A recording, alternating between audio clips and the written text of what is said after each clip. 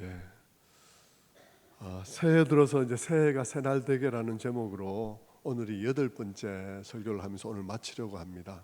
중간에 뭐 2번 다른 설교가 들어갔는데 그것도 뭐 크게 관계가 없는 게 아니어서 결국 2달 반 동안 같은 주제를 가지고 말씀을 드렸다고 말씀을 드릴 수 있는데요. 제가 그런 주제로 이렇게 길게 설교를 하게 된 것은 최근 몇 년간 우리나라가 이데올로기의 전쟁터가 돼서 사상의 전쟁터가 되어져서 기독교인들마다 너무 지나치게 이념화되어진 그런 경향이 있기 때문입니다. 우리가 또 1년 뒤면 대통령 선거를 앞두고 있는데 또 한 번 나라가 뒤집어져야 되는 이런 역사, 뒤집어진다는 것은 또 이데올로기 싸움으로 사상 싸움으로 막 온통 나라가 엉망진창이 되는 그런 일이 또 일어나야 되나 하는 이런 생각이 들면서 우리 그리스도인의 자세들을 한번 가다듬어 보려는 것이죠. 온 나라가 우파와 좌파로 나뉘어서 이게 보통 그냥 사상의 경쟁을 하고 있는 것이 아니라 잡아먹을 듯이 서로를 제거해야 되는 대상으로 생각하고 죽일 듯이 덤벼들고 있는 그런 상황이죠. 이런 상태로 1년 뒤에 대통령 선거를 맞이한다는 건 참 생각만 해도 끔찍한 일이라고 생각이 듭니다. 우리 미국에서도 봤죠. 미국에서도 참 미국 같은 나라에 정말 세계 앞에 참 부끄러운 그런 일들이 일어나지 않았습니까? 그래서 그 문제를 한번 생각해 보려는 것이죠. 근데 여러분, 이 좌파나 우파라는 이 말은 명확하게 규정된 말이 아닙니다. 그 속에는 여러 가지가 들어있어요. 여러 가지 주제가 들어있죠. 경제 문제, 분배 문제가 들어있고, 그 속에는 또 동성애 문제가 들어있고요. 그 속에는 또 이 양심적 병력 기피 같은 문제도 들어있고, 그 속에는 여러 가지 이야기들이 다 들어있죠. 남북 관계도 그 속에, 우리나라 같으면 남북 관계도 그 속에 들어있고 그렇습니다. 그래서 그걸 가지고 사람들은 대충 모든 것에 있어서 모든 이 사람이 약간 좌측에 있다 해서 모든 문제를 이렇게 생각하고, 또 이 사람이 약간 우측에 있어서 모든 것을 이렇게 생각하는 것이 아니라 각 사안마다 사람들이 조금씩 다르게 생각하는데, 그런데 이 사람이 좌파다 얘기하는 것은 그 모든 문제들에서 대강 이쪽 이렇게 생각하고, 이 사람이 우파다고 말하는 것은 그 모든 문제에 있어서 대강 이쪽으로 생각한다, 이런 뜻에서 우리가 좌파 우파라는 말을 사용하죠. 근데 이제 그러니까 그런 얘기를 할 때 그냥 좌파 우파라는 말로 얘기를 하면 많은 문제가 뒤엉켜 있기 때문에 명확한 얘기를 하기가 굉장히 어렵습니다. 그래서 내용을 조금 제한을 해야 될 필요가 있겠죠. 제가 오늘은 좌파 우파라는 얘기를 할 때는 경제적인 관점에서 얘기를 하려고 합니다. 왜냐하면 모든 국민들의 삶이 경제적인 문제로 굉장히 어려운 상황 속에 있고, 그것 때문에 사람들이 또 많이 마음이 나뉘어 있는 그런 점이 크기 때문에, 그래서 경제적인 관점에서 좌우에 관한 얘기라 이렇게 생각하시면 될 것 같아요. 경제적인 측면에서 국한에서 보자면 좌파 사상이나 우파 사상은 사회 역사 발전 과정 속에서 필요했기 때문에 등장한 사상입니다. 그러니까 좌파 사상이라는 게 아까 그런 여러 가지가 있고, 이거는 북한 공산주의하고 같은 사상을 말하는 것도 아니고요. 분배나 여러 가지 부분에 있어서 다른 생각을 갖고 있는 것이라고 생각을 한다면, 이런 사상들은 역사 발전 속에서 필요해서 등장한 사상이에요. 그 말은 우리 사회의 빈부의 문제나 또 성장과 분배의 문제, 이런 문제들은 어느 한 시각에서만 깨끗하게 정돈이 되는 문제가 아니라는 것을 의미하는 것입니다. 경제만 하더라도 복잡한 문제이기 때문에 이런 부분에는 우파적인 시각이 유익하고, 저런 부분에는 좌파적인 시각이 필요하다. 이게 현실이거든요. 이게 현실이어서, 그래서 예를 들면 기업이 발전하고 국제 경쟁에서 기업이 살아남으며 또 나라 안에 새로운 창업들이 활발하게 일어나고 하는 일에 있어서는 단연 우파적인 시각이 도움이 되죠.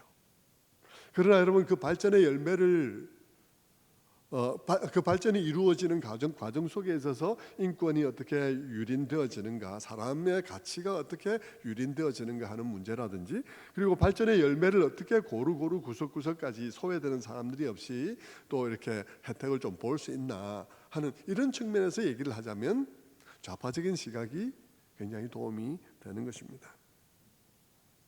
최근 우리 사회의 급격한 변화들은 이 고용의 방식, 기업의 그 기술 혁신들, 여러 가지 이런 것들은 우리들에게 양쪽의 생각을 다 필요로 한다는 사실을 여실히 보여주고 있습니다. 그래서 우리가 여실히 알 수 있는 것은 최근 모든 사람들이 여당이나 야당이나 막 생각하는 생각 중에, 옛날에는 뭐 지금 야당에서 생각하던 것도 옛날에는 왼편에서만 생각하던 일들을 야당에서 막 말을 하고 있는 이런 상황만 보더라도 여러분, 이것이 모두 필요해서 서로 영향을 주면서 발전해 가고 있다는 사실을 알 수가 있죠. 그런데 우리 사회의 문제는 이게 너무 서로를 적대시하는 것이 심해서 필요 때문에 등장하는 이야기들을 적절하게 활용하지 아니하고, 이 대립이 너무 심해서 다짜고짜로 너 우파냐 좌파냐 말해봐, 그래서 뭐다 이렇게 말하면 그래? 그럼 너 죽어야 되겠구만, 뭐 이렇게 얘기를 하는 것에 거의 가깝다는 것입니다. 이게 정말 문제죠. 상당히 난감한 사회가 된 것입니다. 이런 모습은 어떤 논객의 말을 빌자면 마치 6.25 당시에 밤과 낮에 밤에는 공산군이 내려오고 낮에는 국군이 들어오고 막 이런 상황 속에서 한밤중에 문을 박차고 누가 들어와가지고 얼굴에다 후라시를 딱 비추면서 너 인민민주주의 공화국이야 대한민국이야 대답해 하고 총을 딱 들이대는 거하고 똑같다는 것이죠. 뭐라고 말을 할 수도 없고 설명할 수도 없고 변명할 수도 없고 아무것도 허용되지 아니하고 너 북한이야 남한이야 뭐 이렇게 말하는 거하고 똑같은 상황으로 보인다. 너무 비정상적이고 너무 위험한 상황이다라고 말을 하는데 제가 참 공감이 갔습니다. 이런 상황 속에서 기독교인조차 이데올로기에 매몰되어서, 그 사상에 매몰되어서 똑같이 사나운 얼굴로 그렇게 살아가는 모습을 보는 것은 참 안타까운 일이라고 말하지 않을 수 없습니다. 하나님의 말씀을 잘 이해하고 하나님의 말씀으로 무장되어지고 하나님 나라로 이념화되어져서 그렇게 살아가야 할 사람들이 지나치게 좌파와 우파에 매몰되어져서 이념화되어진 그런 모습들은 참 보기에 안타까운 것이죠. 그럴 때마다 여러분, 누차 이 시간들을 통해서 말씀을 드렸지만 우리가 기억해야 될 것은 뭐냐 그러면 어떤 이데올로기도 완전하지 않다는 것입니다. 모든 이데올로기는 상대적이라는 것입니다. 이 이데올로기는 요것보다 잠깐 왼쪽이고 요것보다 약간 우쪽이고 요것보다 더 왼쪽이고 이런 식이라는 것이죠. 어떤 이데올로기도 완전하지 않으며 그 이데올로기에 속해서 그 이데올로기의 사상과 가치들을 주장하는 그 사람도 결코 다른 진영의 사람보다 더 도덕적인 사람이 아니라는 사실을 기억해야 하는 것입니다. 여러분, 우리 확신말을 하게 되면 그런 이야기를 하죠. 모든 사람이 죄인입니까 아닙니까? 그러면서 이제 사람들이 뭐 대답을 유도를 하고는, 그리고 제가 묻죠. 점잖은 사람도 죄를 짓습니까? 아주 점잖은 사람 죄를 짓습니까? 아주 점잖은데요. 사람들이 아주라는 말에 현혹되어져서 대답을 못하고 머뭇머뭇하면 말하죠. 아주 점잖은 사람도 죄를 짓습니다. 어떻게 죄를 지을까요? 아주 점잖게 죄를 짓습니다. 네? 아주 얌전한 사람 죄 지을까 안 지을까요? 죄를 짓습니다. 어떻게 죄를 질까요? 아주 얌전하게 죄를 짓죠. 좌파 죄를 지을까 안 지을까요? 우파 죄를 지을까 안 지을까요? 좌파는요 좌로 뒹굴면서 죄를 짓고요, 우파는 우로 뒹굴면서 죄를 지을 뿐입니다. 좌로 뒹굴면서 죄를 짓고 우로 뒹굴면서 죄를 지을 뿐이지 똑같이 죄인이에요. 한편의 사람들은 그 입으로 인권과 공평과 정의를 외치면서 죄를 짓고요, 다른 한편의 사람들은 성장과 발전과 그런 자유무역을 얘기하면서 죄를 짓죠. 인간은 모두 같은 거예요. 좌측 인간이나 우측 인간이나 다 죄인이고 지독한 위선자인 것이죠. 입으로는 공평과 정의를 말하면서 자신은 특권을 추구하고, 입으로는 부동산 투기 근저로 외치면서 실제로는 기회를 엿보는 그런 죄인들인 것이죠. 우리 모두가 그것을 보고 있잖아요. 어느 한쪽도 여러분 한없이 미워할 수가 없는 것이죠. 그 모두가 그렇기에 우리는 한 이데올로기가 답이다 이렇게 정하는 것은 굉장히 어리석은 일이고, 거기에 그렇게 기대하는 것은 빗나가기 마련인 것입니다. 여러분, 구호에 속지 마십시오. 정의나 미안해 하는 그런 말에 속지 마십시오. 그런 말을 여러분이 한다고 여러분이 착한 사람이 되는 게 아닙니다. 구호에 속지 마십시오. 인권 얘기하고 뭐 성장 얘기하고 자유 얘기하고 뭘 얘기하든지 간에 여러분 속지 마십시오. 인간의 죄성은 그렇게 간단한 게 아닙니다. 그렇게 얕은 게 아니에요.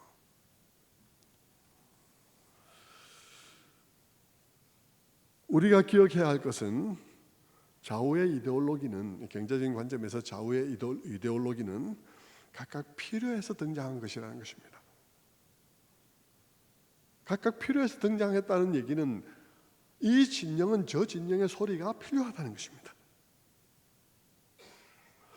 필요해서 등장한 것이라는 말이 옳다면 여러분, 그 말은 뒤집어 말하면 자기 진영만 옳다는 것은 틀린 거라는 것입니다. 자기 진영만 옳다 그러고 다른 진영은 필요 없다 그러고 다 사라져야 된다고 말하는 것은 틀린 거라는 것이죠. 왜 그렇습니까? 필요해서 등장한 것을 필요 없다고 하기 때문에 틀린 것입니다. 이제는 여러분 걸핏하면 막 프레임을 씌워서 빨갱이다, 혹은 친일파다, 토착 외구다 하는 이런 식의 말을 하는 사람들은 이제는 좀 무대에서 내려와야 되지 않을까? 새로운 사람들이 등장해야 될 때가 아닐까? 그렇게 생각이 됩니다. 특히 그런 것으로 빨갱이다, 이건 친일파다 이런 거로 밥 벌어먹는 사람, 이런 거로 무슨 권력을 유지하려는 사람 정말 빨리 내려와야 돼요. 그렇게 하면 안 되는 것이죠. 우파도 필요합니다, 여러분. 그런데 합리적인 우파가 돼야 되겠죠. 합리적인 우파가 되려면 좌파의 귀를 기울일 수 있는 사람이 합리적 우파가 되는 것입니다. 좌파도 필요합니다. 그런데 합리적인 좌파가 돼야죠. 합리적인 좌파는 우파가 필요해서 존재하다는 사실을 알고 귀를 기울여야 되는 것입니다. 국민들이 그 사이에서 선택하며 이렇게 해야 되겠죠. 어떤 분이 그런 글을 썼더라고요. 이 우파와 좌파에 있어서 그 진영의 정당성을 무엇이 결정하냐 그러면 상대방을 얼마나 덜 무시하느냐, 그것이 그 진영의 정당성을 결정한다. 저는 참 마음에 공감이 갔어요. 상대방을 얼마나 덜 무시하느냐, 그것이 그 진영의 정당성을 결정하는 것이다. 그 말은 바꾸어 말하면 상대방을 무시하면 무시할수록, 상대방은 존재할 가치가 없는 것으로 여기면 여길수록 그것이 정당하지 않다는 것을 말하는 것이라는 것이죠. 왜 그렇게 그 사람은 왜 그렇게 판단할까요? 그렇게 판단하는 이유는 그 모두가 다 필요해서 등장한 사상이기 때문에 그렇습니다. 성도 여러분, 이데올로기가 없었던 시대는 없습니다. 이 사상이란 거, 이데올로기라는 어려운 용어를 사용한 것은 최근의 일이지만, 그러나 여러분 역사상 이데올로기가 없었던 시대는 없었죠. 사람마다 이렇게 해야 이상적인 사회가 된다는 그런 사상과 체계는 가지고 있었습니다. 예수님 당시도 그랬죠. 예수님 당시라고 이데올로기가 오늘만 있고 예수님 당시는 없었다, 이거 아니에요, 여러분. 예수님 당시에도 각양다양한 사상들이 이상 사회를 부르짖고 있었죠. 꼭 오늘날처럼 완전한 체계는 아니라 하더라도 여러분 사두개파와 바리새파와 에세레파와 그리고 열심당원들과 헤롯 당 사람들 각각 다른 방향으로 추구하고 있었던 사람들입니다. 헤롯 당 사람들은 로마에 우리가 함께해서 로마의 힘에 의해서 우리가 같이 발전해 가는 것이 훨씬 유리하다라고 생각하는 사람들이고, 열심당원들은 저런 사람들은 다 암살해야 한다는 그런 사람들이고, 바리새파들은 열심히 하나님의 계명을 지켜야 한다고 생각하고 계명을 막 지킬 수 있는 종류로 막 만들어서 그걸 지켜가는 사람들이고, 사두개파는 그 당시에 권력을 잡고 있던 그런 종류의 사람들이죠. 모세 오경만 우리 믿어야 된다 그러면서 그런 사람들이죠. 각각 여러분 각각의 이데올로기가 존재했습니다. 예수님 당시에도. 그런데 그런 이데올로기가 막 존재하고 있는 그런 가운데서 예수님은 어떻게 사셨을까요? 예수님은 어떻게 하셨나요? 오늘 예수님은 그 이데올로기 어느 하나에도 기웃거리지 아니하시고 말씀하십니다. 뭐라 말씀하시나요? 28절에 수고하고 무거운 짐진 자들아 다 내게로 오라 내가 너희를 쉬게 하리라. 예수님께서는 내게로 오라고 말하고 있습니다. 이데올로기에서 얼쩡거리지 말고 거기 그렇게 머물지 말고 내게로 오라고. 이데올로기도 나를 향해서 수정되어야 하고 이 이데올로기도 나를 향해서 수정되어야 하고 내게로 오라 그래야 안식이 있다 라고 말씀하시는 것이죠. 내게로 와야 안식이 있다. 예수님은 자기가 기준이라고 말씀하시고 자기 안에서 자기에게 올 때만 안식이 회복된다고 말씀하고 있습니다. 여러분 이 말은 어떤 의미에서 여러분 삶에 지치고 힘든 사람들에게 내가 위로해 줄게 오라 이런 말이 아닙니다. 여러분 얼핏 들으면 듣기 좋은 말이라서 그런 말 정도로 느껴지기도 하는데 그것은 이 말을 너무 얕게 이해하는 것이고요. 이 말은 성경적 배경을 갖고 하는 말이에요. 어떤 배경요? 안식에 관한 성경의 사상의 배경을 가지고 말하는 것입니다. 어떤 배경입니까? 언젠가 인류가 안식을 잃어버렸다는 것이죠. 인류가 안식을 잃어버렸는데 그런 가운데 예수님께서 그 안식을 다시 되찾아 주시겠다고 내게로 오라고 말씀하고 있는 것입니다. 그런 점에서 여러분 성경적 배경에서 보면 수고하고 무거운 짐진 자들아 다 내게로 오라고 말씀하실 때 그 수고하고 무거운 짐진 자들은 다 누구냐 그러면요, 우리 가운데 특별히 인생이 힘든 가운데 있는 사람들을 말하는 게 아니고요, 특별히 위로가 필요한 그 누군가를 말하는 게 아니라 성경적 배경에서 보면 이 수고하고 무거운 짐진 자들은 인류 전체인 것입니다. 인류 전체가 너무 수고하고 무거운 짐을 지고 허덕거리고 있는 것이죠. 그렇다면 여러분 사람들은 왜 이렇게 허덕거리고 지치고 힘들까요? 물론 여러분 죄 때문입니다. 아담과 하와가 죄를 지었기 때문이죠. 우리는 그런 식으로는 잘 많은 설명을 들었었습니다. 지금까지 죄 때문에 우리는 저주 아래 있게 되었죠. 그 저주는 창세기에서 보듯이 하나님과 인간 사이의 단절이고 그리고 인간과 인간의 관계가 깨어지는 것이고, 그리고 그뿐만 아니라 자연도 더 이상 인간을 지지해 주지만은 않는 그런 가운데에서 인간은 땀이 흐르도록 수고해야 간신히 먹고 사는 노동의 비효율과 싸우면서 살아가게 된 것이 저주 아래 있는 인간이죠. 그러니까 여러분 관계에 시달리고 하나님이 안 계시니까 마음에는 평안이 없고 또 사람들 사이는 그렇게 깨어졌기 때문에 관계에 피곤하고, 그리고 자연은 자연대로 허락하지 않고 노동은 노동대로 비효율인 가운데서 싸워가는 그 인간의 삶들 얼마나 피곤하고 힘들겠습니까?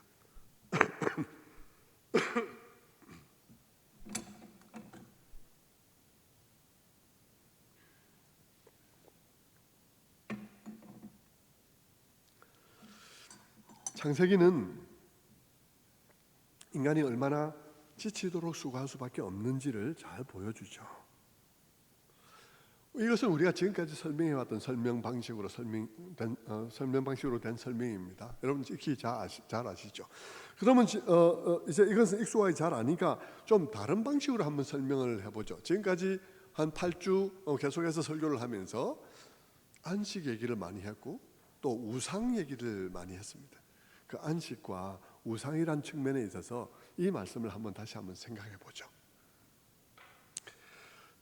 창세기에는 천지창조 얘기가 나옵니다. 우리는 천지창조, 우리 안식일 얘기할 때 천지창조를 살펴보았습니다. 천지창조 하루하루 하나님께서 만물을 창조하셨는데 그 만물을 창조하시는 하루하루의 창조는 무엇을 향해서 가고 있다 그랬습니까? 안식을 향해서 가고 있다 그랬습니다. 그 안식은 하나님의 안식입니다. 하나님의 안식은 뭘 의미하냐 그러면 하나님이 더 이상 세상 창조에 관해서 더 이상 하실 일이 없다는 것을 의미하는 것입니다. 완벽하게 창조되었고 조화롭다는 것이죠. 하나님의 안식이에요. 창조는 모두 하나님의 안식을 향해서 가고 있습니다. 그 말은 뭐냐 그러면 하나님이 더 이상 손댈 것 없는 그런 조화로움과 아름다움과 그런 가운데서 이제 그들이 존재해 가는 거예요. 그분의 안식 가운데서 우리가 존재해 가는 것이죠.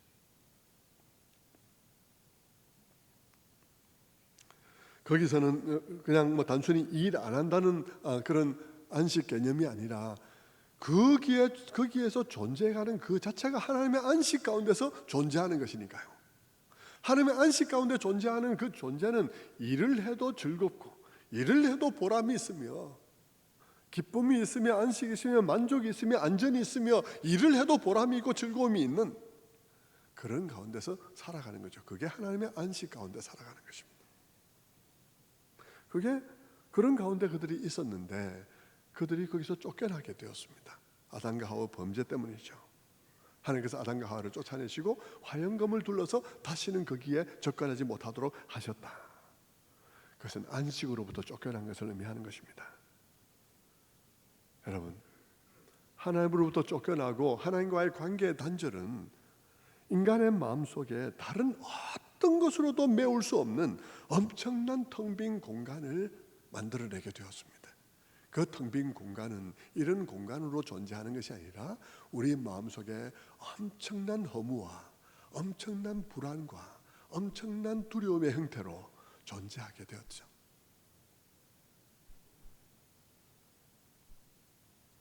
그리고 그 불안과 두려움과 그런 허무는 너무나 큰 것이어서 우리의 존재의 깊은 곳에 영향을 주었고 우리의 존재의 모든 면에 엄청난 영향을 줄 수밖에 없었어요. 모든 것이 망가질 수밖에 없는 엄청난 사건인 거죠. 여러분 도로 아래 우리가 모르지만 거기에 엄청난 함몰 구덩이가 있어가지고 그래가지고 거기에 막 다 빨려 들어가는 것처럼 그런 엄청난 구덩이가 우리의 마음속에 생기게 된 것이죠. 그것은 우리의 지정의에 엄청난 영향을 끼치게 됐습니다. 여러분 이것을 여러분 잘 이해하지 못할 것 같아서 제가 새벽기도 때 언젠가 이 얘기를 했는데요. 이게 마치 뭐와 같으냐 그러면 우리가 인생을 살아가다가 엄청난 충격적인 사건을 만날 때 일어나는 일과 같습니다. 우리가 인생을 살아가면서 엄청난 충격을 만났다, 엄청나게 사랑했던 사람을 잃어버린다든지 엄청난 실패를 경험한다든지 엄청난 배신을 경험한다든지 엄청난 절망을 경험한다든지 그렇게 했을 때 어떤 일이 일어나나요? 그런 일이 일어났을 때 우리는 마음이 붕괴되어집니다. 그래서 정신과 치료를 받아야 되는 것이죠. 여러분 정신과 치료를 받는 일이 우리에게 일어날 때 우리에게 어떤 일이 일어납니까? 그런 일이 일어날 때 우리 안에는요 나의 모든 지성, 나의 마음이 다 영향을 받아요. 내 마음 곧 지성과 감성과 의지가 다 영향을 받아요. 그래서 지성 내가 무엇을 보고 깨닫는 게 바로 깨달아지지 않아요. 저 사람이 내보고 뭐라고 아는데 뭐라 한 것으로 깨달아져요. 저 사람이 나를 거부하지 않았는데 거부한 것으로 느껴져요. 세상이 다 나를 등지지 않았는데 세상이 나를 다 등질 것 같아요. 인식이 제대로 안 돼. 감정이 제대로 작동을 안 해요. 모든 게 부정적이에요. 의지가 움직이지 않아. 여러분 엄청난 충격을 받고 정신과 치료를 받게 되면 내가 일시적이나마 그런 내 마음의 지성과 감성과 의지가 영향을 받아서 다 쪼그라들어가지고 작동이 안 되는 것을 경험하는 것처럼 여러분, 하나님이 우리에게 없다는 것, 하나님이 없음으로 말미암아 내 안에 생긴 그 엄청난 공간은, 그 불안은 보통 불안이 아니에요. 근본적인 불안이요. 그 두려움은 우리의 존재 자체를 위협하는 엄청난 근본적인 두려움이죠. 근본적인 공허죠. 그러니까 사람의 마음이 어떻겠습니까? 그 불안은 보통 불안이 아닙니까? 무언가 붙잡으려고 하는 것입니다. 무언가를 붙잡되 엄청나게 매달리지 않으면 안 되는 것이죠. 무언가를 붙잡고는 거기에 나의 안정과 나의 만족과 나의 존재의 의미를 거기에 맡겨야 되는 것입니다. 그런데 거기에 남아있는 것은 사람과 물질밖에 없는 거죠. 그러니까 물질을 쌓든지 아니면 사람에 매달리든지 해야 되는 것 아니겠습니까? 결국 여러분 무언가요? 사람의 마음속에 우상이 생기게 되어 있다는 것입니다. 우상이 생기게 된 것이죠. 주체할 수 없이 몰려드는 그런 공허감을 지워버리기 위해서 무언가가 필요해요. 나의 삶 속에 의미를 둘, 나의 삶의 의미를 둘 무언가가 필요해서 내가 살아있다는 느낌을 그나마 가질 수 있기 위한 무언가가 필요한 것이죠. 자랑거리가 필요한 것입니다. 사람들의 인정이 필요한 것입니다. 칭찬이 필요한 거예요. 그래서 그런 것에 엄청나게 목말라 하게 되는 것입니다. 그런 욕구는 보통 강한 게 아니에요. 우상이 된 욕구는 보통 강한 게 아니에요. 왜냐하면 그것은 하나님이 빠져버린 그 엄청난 웅덩이로 쏟아져 들어가는 물과 같은 것입니다. 그건 엄청난 것을 빨아들여야 되는 거예요. 그 욕구는 너무나 강한 것이죠. 인정받고자 하는 욕구, 사람에 대한 매달림. 그래서 그것은 무엇이든지 우상을 만들기에 충분한 에너지가 되는 것입니다. 그래서 사람들은 이성에 매달리고 친구에 매달리고 대중의 박수에 매달리고 인기에 매달리고, 그러다가 여러분 세상을 등지는 사람도 많이 생기는 것이죠. 쾌락에 매달리고 물질에 매달리고 하는 것입니다. 그렇게 매달리는 그런 공허를 안고는 아내가 아니에요. 남편이 아니에요. 아내는 혹은 남편은 내 구세주가 돼야 돼요. 그러니까 나의 모든 내적인 갈망과 내적인 결핍과 마음의 모든 바람들을 이 사람이 성취시켜 줄 것을 기대하는 것입니다. 그러니까 여러분 부부관계가 너무 피곤한 거예요. 난 메시아가 아닌데 내 와이프가 나를 메시아로 생각을 하니까 얼마나 피곤하겠습니까?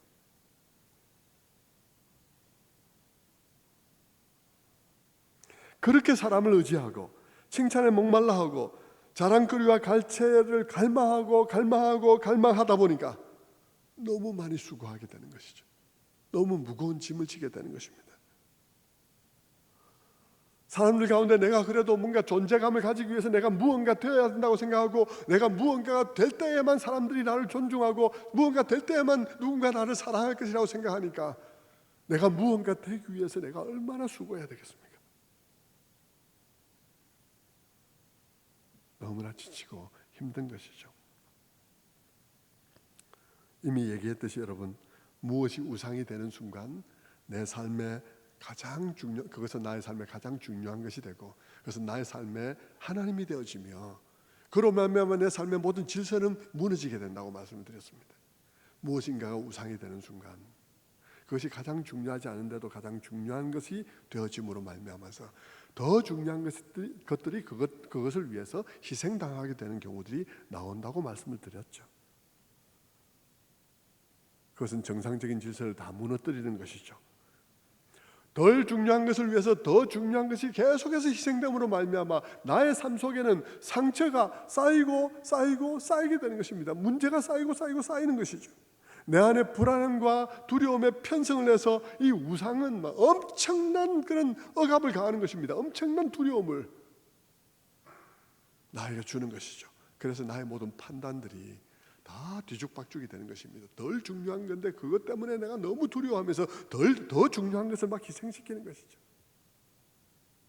그래서 어느덧 돌아보면 내 인생은 꼬일 대로 꼬여 있고 문제가 쌓여서 풀 수 없는 문제로 내 인생이 가득하게 되는 것입니다. 왜냐하면 잘못된 결정들이 쌓여가지고 풀 수 없는 상태에 되는 것이죠. 그래서 내 인생은 문제를 풀어가느라고 애쓰지만 문제를 풀어가는 인생이 아니라 문제를 쌓아가는 인생이 되어지고, 내 인생은 그 문제를 풀으라고 애쓰다가 지치고 마는 것이죠. 성도 여러분, 개인의 삶이 그러하다면 그런 개인들이 모여서 이루는 사회는 어떻겠습니까? 그런 사회는 어떻겠습니까? 그리고 그런 뒤틀린 마음들, 우상숭배로 덜 중요한 걸 위해서 더 중요한 걸 희생시키는 그런 개인들이 모여서 그 개인들의 표를 받아서 이루어지는 정치는 어떻겠습니까? 그런 정치를 하는 그 정치인은 어떻겠습니까? 그런 정치인들이 정치하는 사회를 살아가는 우리는 어떻겠습니까? 그리고 그런 나라들로 구성된 세계는 어떨까요? 답이 없는 거예요. 답이 없습니다, 여러분. 그리고 답이 없는 가운데 사람들은 어떤 상태에 있습니까? 수고하고 무거운 짐을 지고 있는 것입니다. 모두가 너무 수고하고 무거운 짐을 지고 있죠. 그렇게 안식 없는 세상 속에서 사람들은 그 세상을 바꾸어 보려고 이데올로기를 만들어내죠. 그 이데올로기, 그 사상이 구원을 가져올 것이라고 기대합니다. 그러나 마찬가지죠. 이데올로기가 구원을 가져오기는커녕 싸움판만 만들고 있는 것입니다. 온 나라가 싸움판이에요. 해결은 안 되고.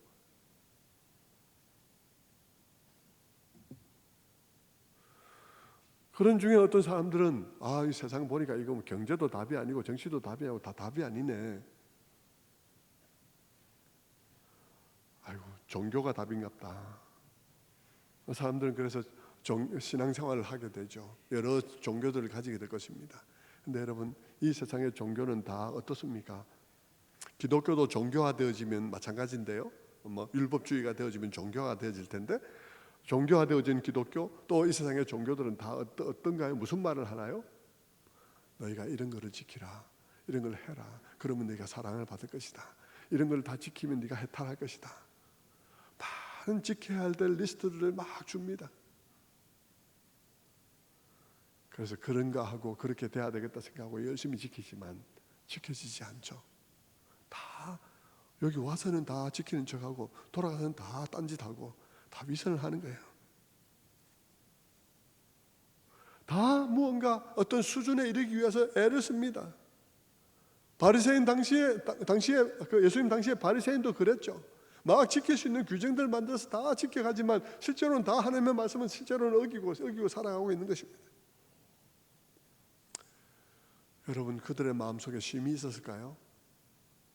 이런 정도를 지켜서 이런 정도를 다 지키고 이것은 다 하고 이것은 다 하지 말고 그래가지고 신에게 사랑을 받으라, 쉼이 있었을까요? 쉼이 없었을 것입니다. 그들 또한 수고하고 무거운 짐을 질 수밖에 없는 것이죠. 그런 점에서 여러분, 모든 인생은 다 수고하고 무거운 짐을 진 자들인 것입니다. 모두가 다 그렇죠. 그런데 예수님께서 말씀하시는 거예요. 수고하고 무거운 짐 진 자들아, 다 내게로 오라. 뭘 하라, 이런 거 지키라, 이거 하고 이거 하지 말고 이거 하지 마라, 이렇게 말하고 있는 것이 아니라 예수님께서는 수고하고 무거운 짐 진 자들아, 다 내게로 오라. 주님은 뭘 하라고 말하지 않고 내게로 오라고만 말합니다. 그러면 쉼을 얻게 될 것이라고 말합니다. 뭘 배우기 전에 먼저 와서 주님이 주시는 쉼을 맛보라고 말합니다. 그 초대는 이 세상에 수고하고 무거운 짐을 진 모든 인류를 향한 안식의 초대인 것입니다. 주님은 하나님이 우리에게 보낸 초대장입니다. 그 초대장을 받느냐 안 받느냐가 우리에게 결정되어 있는 것이죠. 받으려면 어떻게 돼야 될까요? 받을 수 있으려면 내가 수고하고 무거운 짐진 자라는 사실이 인정되어야 하는 것입니다. 인생이 수고하고 무거운 짐진 자요. 무슨 수를 써서라도 뭐 경제적으로나 뭐 아니면 이데올로기를 통해서나 아니면 종교를 통해서나 우리 인생에 참 쉼이 없다는 사실을 깨닫고 내가 수고하고 무거운 짐진 자라는 사실을 아는 사람만이 주님께로 올 수가 있는 것이죠.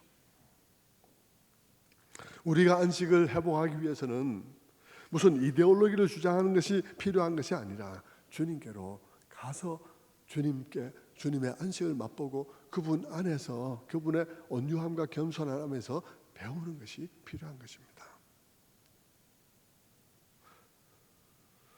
그분의 온유함과 겸손한 안에서 그분의 멍에를 메고 그분으로부터 배우는 것이 필요한 것이죠.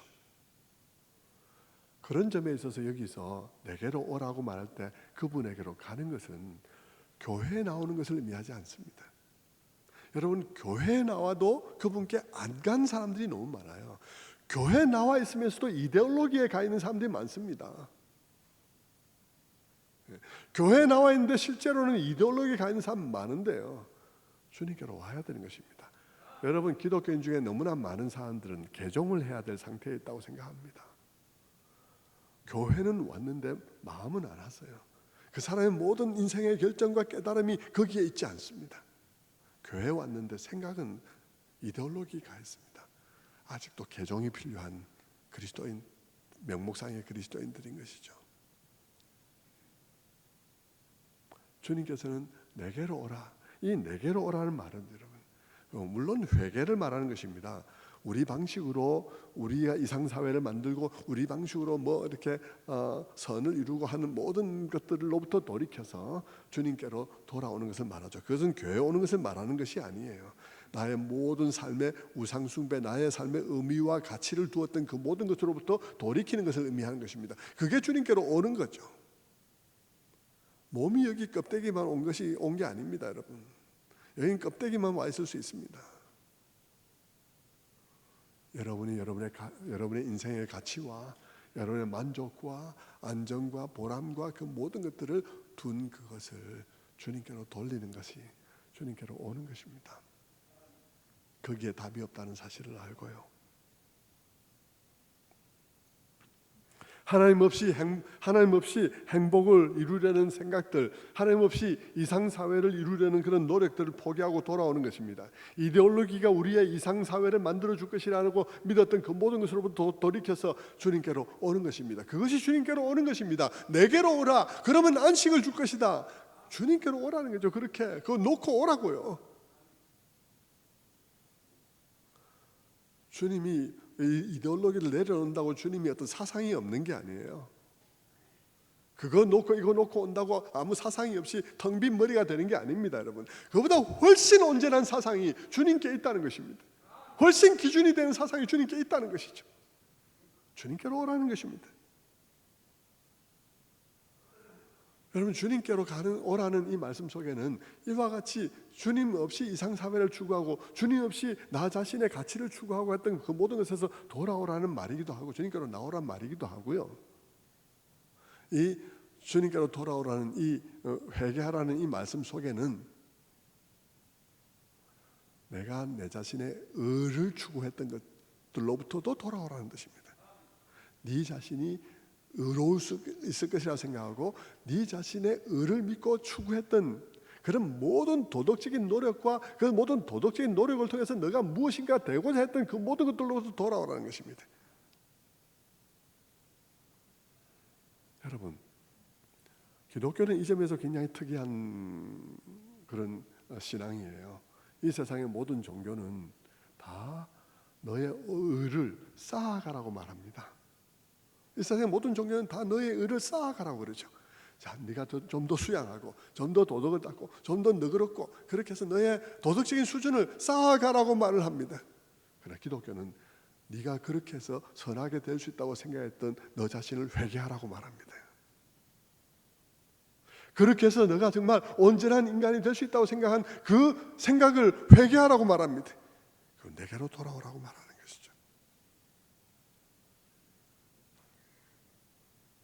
이건 참 기독교의 특별한 것이죠. 그러므로 여러분, 주님께로 돌아오는 사람들은 우리가 살아가면서 이데올로기를 안 가질 수는 없겠죠. 이데올로기를 가지겠죠. 어떤 사상을 가지게 되겠죠. 그러나 여러분, 내가 완전히 옳고 너는 완전히 틀린 듯이 생각을 가지지 않습니다.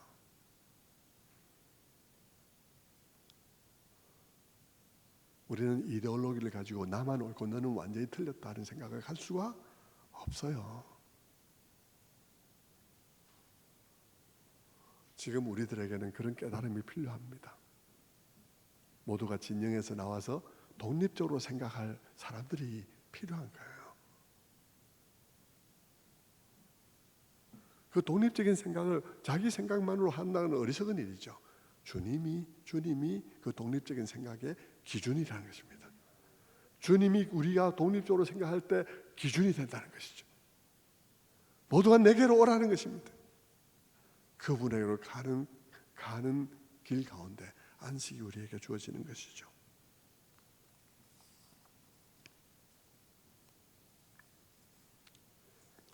말씀을 마무리해 가야 되겠습니다. 주님께서는 내게로 와서 내 멍에를 지라. 나는 온유하고 겸손하니 내게 와서 배우라. 나의 멍에를 지라. 이렇게 말합니다. 여러분, 예수님께로 오기 전에, 예수님의 멍에를 매기 전에 우리는 우상의 멍에를 메고 있었습니다. 적어도 이 정도는 돼야 네가 인정받을 수 있어. 이 정도는 돼야 너 인생의 가치가 있지. 우상의 그러한 말에 멍에를 메고 우리는 끊임없이 자신을 피곤하게 살았죠. 돈이 이만큼 쌓여야 네가 몇 세까지는 괜찮을 거야. 뭐 이런 이야기들 속에서 우리가 우상의 멍에를 지고 너무나 힘들었죠. 신앙적으로는 또 네가 이렇게 해야 네가 어렵지, 네가 의를 이렇게 쌓아야 되지 않겠나 하는 멍에를 지고 눌려 있었습니다. 예수님께서 말씀하시죠. 내려놓고 내게로 와라. 내게로 오면 내 멍에를 지라. 다시 말하면 옛날에 보면 소 두 마리가 멍에를 같이 메고 이렇게 가는데 이 멍에를 메고 있는 그런 이 메이트가, 친구가 달라지는 거죠. 예수님, 온전하신 예수님, 그 능력의 예수님이 나를 위하여 그 모든 율법의 멍에도 지시고 모든 이루어야 될 모든 의로움의 멍에도 지시고 그리고 그 무게를, 모든 우리의 실패의 무게를 다 지탱하고 계시고 나는 머리만 끼고 같이 가는 거예요. 오라고, 내게로 오라고. 그리고 나는 온유하고 겸손하니까 내게서 배우라고. 네가 이데올로기를 주장할 때도 온유하고 겸손함을 배우라고. 완전하면 나만큼 완전한 자가 있겠냐고. 나만큼 완전한 존재가 있냐고. 내가 하나님의 아들인데 내가 이렇게 완전하고 이렇게 내가 정의롭고 이렇게 공의롭고 그럼에도 불구하고 내가 어떻게 했는지를 너가 배워라는 것입니다. 네가 이데올로기를 말할 때, 네가 어떤 진영에 속해서 무엇을 말할 때 상대방은 완전히 없어져야 될 존재라고 말하는 너 자신을 내게 비추어 보라고 말하는 것입니다.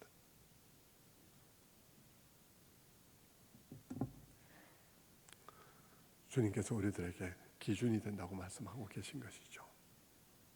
그리고 주님은 그런 기준이 될 뿐만 아니라 우리를 진정으로 그 안식으로 초대하는 분이 되신 거예요. 우리가 그 안식에 어떻게 돌아갈까요? 여러분, 에덴 동산에 쫓겨나고 그게 화영검이 둘러졌습니다. 그 에덴 동산이 아무리 아름다워 보여도 아무리 들어가고 싶어도 어떻게 들어가겠습니까? 들어갈 수가 없죠. 여러분, 어디 지나가다가 굉장히 아름다운 별장이 있습니다. 그 별장을 보면서 정말 한번 들어가 보고 싶습니다. 근데 들어갈 수가 없습니다. 그게 막 유리 조각도 박혀 있고 막 들어갈 수가 없습니다. 어떻게 들어갈 수 있을까요? 단 한 가지 경우에만 들어갈 수 있습니다. 어떤 경우요? 그 집 주인이 문 열고 나와가지고 나를 보면서 들어가시자고 할 때만 들어갈 수 있습니다. 그 초대에 응할 때 내가 들어갈 수 있는 것이죠. 내가 얼마나 사회에서 뭐 공부를 잘했는지, 내가 얼마나 여러 가지 일들에 성취를 했는지, 내가 얼마나 외모가 뛰어난지 이런 거 하던 게 중요하지 않아요. 단 하나, 그 주인이 나와서 들어가자고 하는 초대를 해주는 그것만이 중요해요. 그것만에 의해서 공부를 잘했든 못했든 그것만에 의해서 거기에 들어갈 수 있습니다. 여러분, 우리 주님도 바로 그 에덴 동산에서 나오셨습니다. 문을 열고 나오셨어요. 그리고 우리를 초대해 주신 것이죠. 들어오라고. 근데 그분의 초대는 그냥 단순히 초대장 종이 쪼가리 하나로 된 게 아니에요. 그분은 우리를 위해서 십자가를 지심으로 우리의 짐을 가볍게 하고 그리고 들어오라고 말씀하시는 것입니다. 성도 여러분, 그분은 우리로 하여금 거기에 들어가게 하기 위해서 그분이 이곳으로 나온 분이십니다. 히브리서 13장 12절은 이렇게 말합니다. 그러므로 예수도 자기 피로서 백성을 거룩하게 하려고 성문 밖에서 고난을 받으셨느니라. 그분은 우리를 거룩하게 하시고 우리를 그 안식 속에 들어가게 하기 위해서 그분 스스로 성문 밖으로 쫓겨나신 분이십니다. 그러면서 우리에게 말씀하시죠. 내게로 오라고요. 이분은 우리를 그 안식으로 인도하시는 그런 구원자이실 뿐만 아니라 우리의 모든 사상과 도덕의 기준이 되시는 분이십니다. 모든 이데올로기의 기준이 되는 분이죠. 우리 그리스도인들이 우리 예수 그리스도를 온전히 알고 그분 중심으로 우리가 좀 더 빚어진다면 우리는 훨씬 더 국가에 더 아름답게 기여할 수 있으리라 생각합니다. 아무쪼록 이런 여러분의 모든 마음들이 이 말씀에 의해서 깨달아지고, 기독교는 그냥 교회에서만 우리끼리만 말하는 어떤 종류의 이야기가 아니고, 기독교는 우리 세상 전체를 구원할, 자연까지도 구원할 놀라운 말씀이라는 사실을 아시기를 바랍니다. 그걸 아시고 여러분의 마음속에 많이 참 깨닫지 못해서 잘못 행동해서 막 비난받는 많은 비난에도 불구하고 우리는 기독교가 무엇인지를 알고 하나님이 무엇인지를 알고 예수가 누구신지를 알기에 전혀 개의치 않고 우리가 가야 할 길을 뚜벅뚜벅 갈 수 있는 우리가 되어져야 하리라 생각합니다. 여러분 모두를 인하여서 우리 사회가 훨씬 더 나아지는 귀한 소금과 빛이 되시기를 주님의 이름으로 축원합니다. 기도하겠습니다.